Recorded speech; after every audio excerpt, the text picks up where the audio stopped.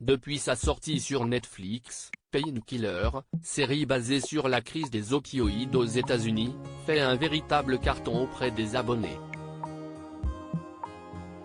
L'occasion de découvrir si le personnage d'Eddie Flowers a réellement existé.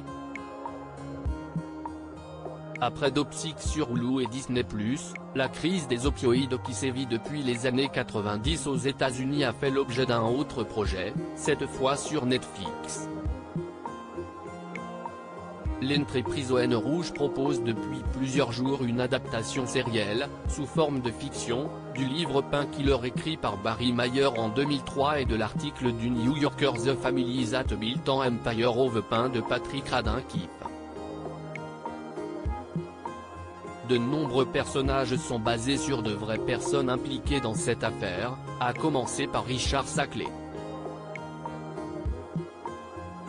En ce qui concerne Eddie Flowers, une enquête du FBI particulièrement motivée à faire tomber Richard Sackley et son château de cartes, elle n'a pas à proprement parler existé.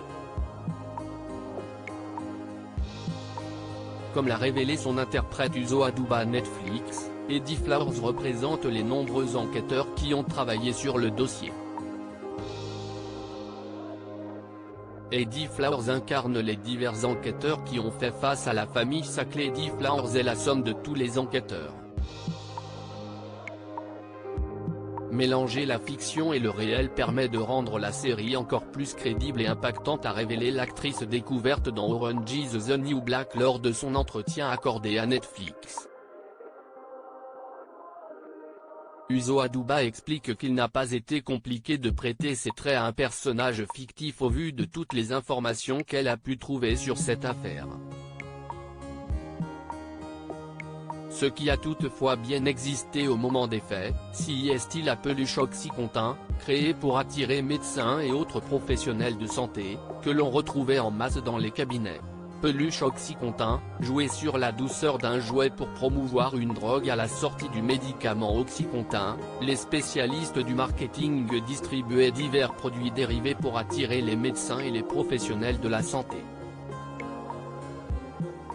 Une peluche représentant un petit personnage heureux sous une forme de pilule a rapidement pris place dans les cabinets et les pharmacies.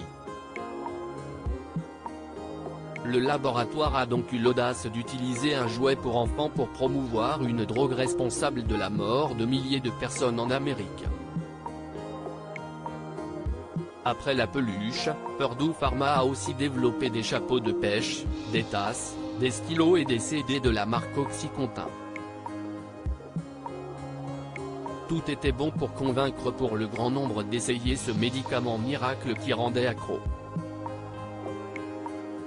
Article écrit en collaboration avec 6 Médias.